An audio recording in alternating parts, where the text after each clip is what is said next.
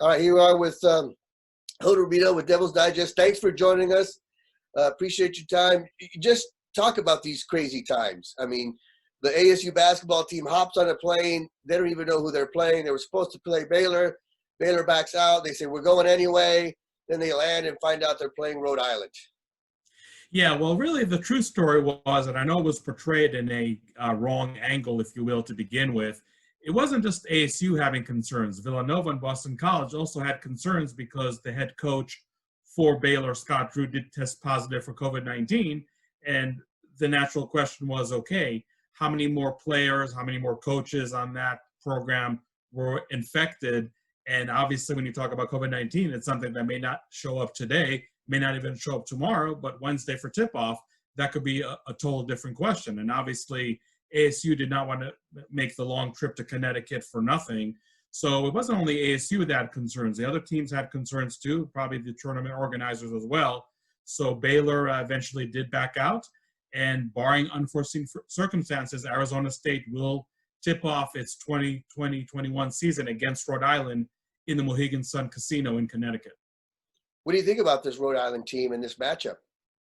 Well, it's a team that was 21-9 last season, 13-5 in the Atlantic 10 Conference, which really was a formidable conference with Dayton being the champions, and that was definitely one of the better teams, one of the more intriguing teams to enter the NCAA tournament if there was going to be one to be played.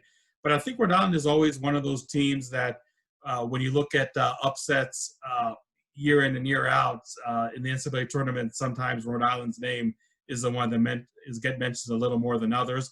They were picked only 6 out of 14 teams in the Atlantic 10 in the preseason media poll this year, so maybe somewhat of a down year compared to last season for the Rams. But I think it's definitely going to be a challenging opponent for Arizona State. I think that ASU is going to play eventually if all goes per schedule. I think you'll look at Rhode Island as probably one of the formidable teams that Arizona State did face. How crazy does this have to be for these players? I mean, one minute they're getting pumped up about playing Baylor, one of the top teams in the country. Then they're like, oh, no, we're not even going to play. Then they hop on a plane not knowing who they're going to play. Now they're playing Rhode Island.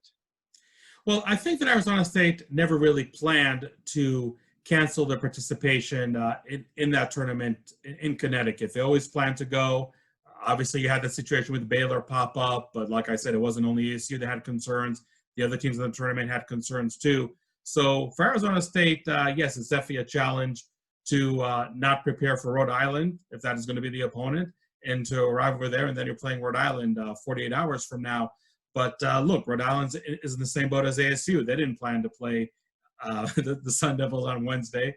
So you'd like to think that there's no one team that really has a clear advantage over the other. The coaches are definitely going to put some extra hours scouting, looking at a lot of film from last season. But I think overall, as stacked as this Arizona State team is, I think even facing a team like Rhode Island, which I don't think is a pushover by any means, is still a team that Arizona State should come out on top when they do face on Wednesday.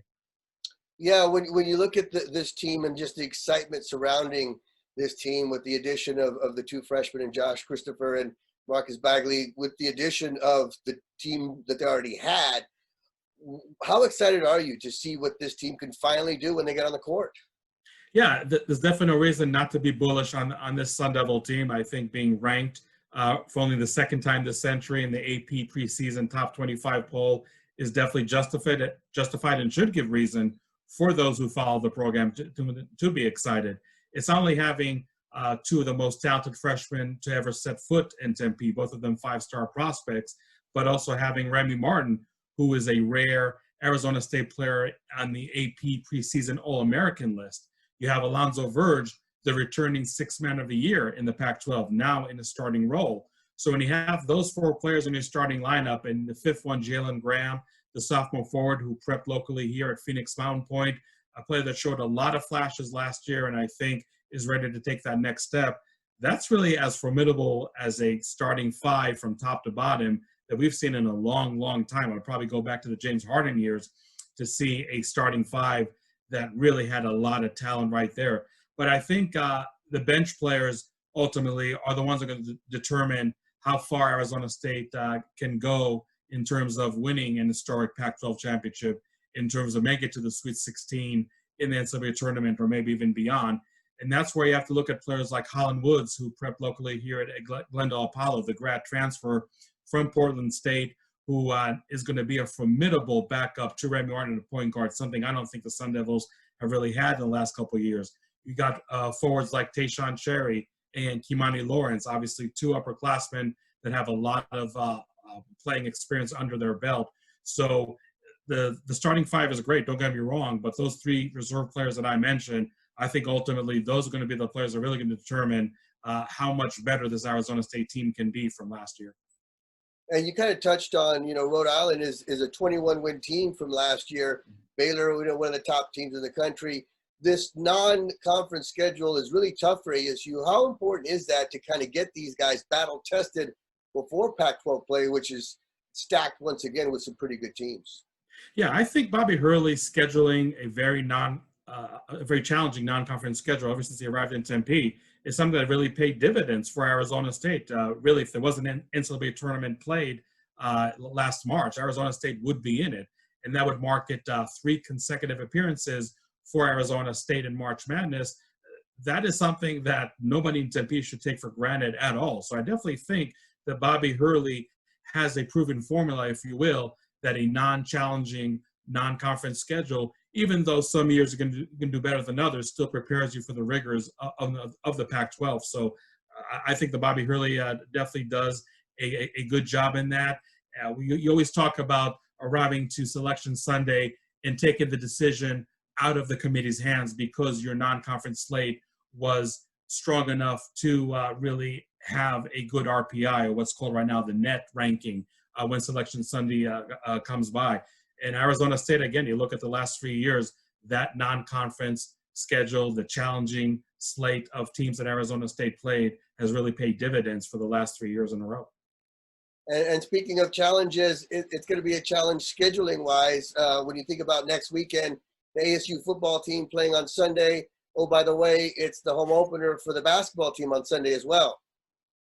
Yeah, I think that's basically 2020 in a nutshell, right? That Arizona State football and basketball might play a mere hours from each other, 200 feet from each other in different venues.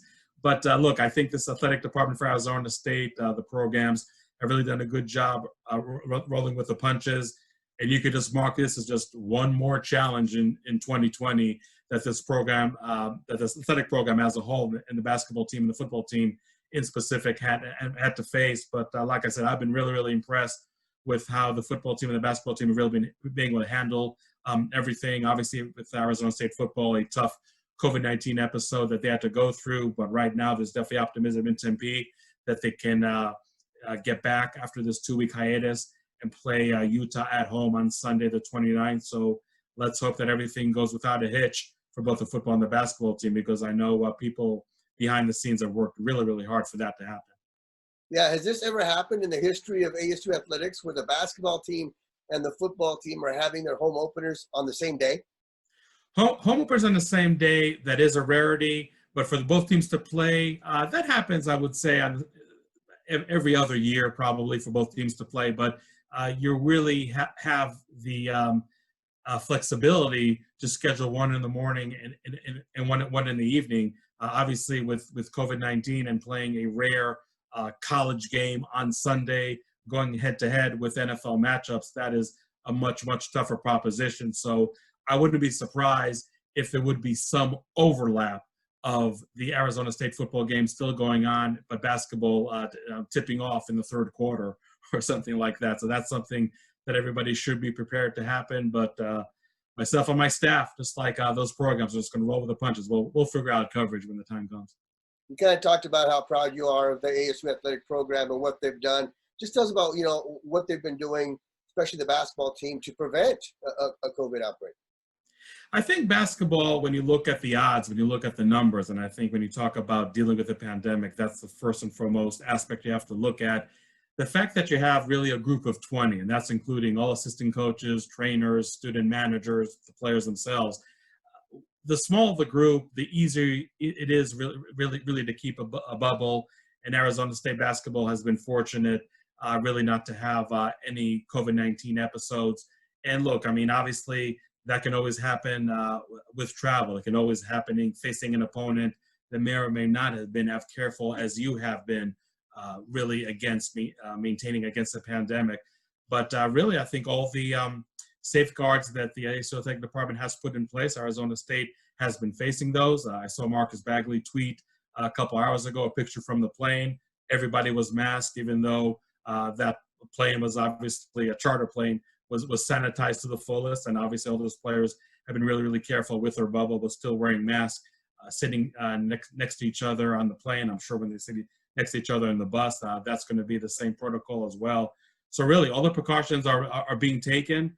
All you can hope for is that at the end of the day, those precautions that you are taking do pay the dividends that you want them to pay, and that's for Arizona State to start their season, hopefully without a hitch, playing most likely Rhode Island on Wednesday evening. Well, you and your staff with Devil's Digest do a great job. I appreciate you taking the time to talk to us, and I really appreciate you accepting my AOL email. I'm surprised your computer actually accepted that. Hey, it's like the bikini, it never goes out of style. If it still works, it still works. Like I told you, Richard, in 1994, when I was first exposed to the internet, but it definitely brought up some very pleasant memories, AOL chat and whatnot. So, yeah, thanks for taking me down memory lane on that one.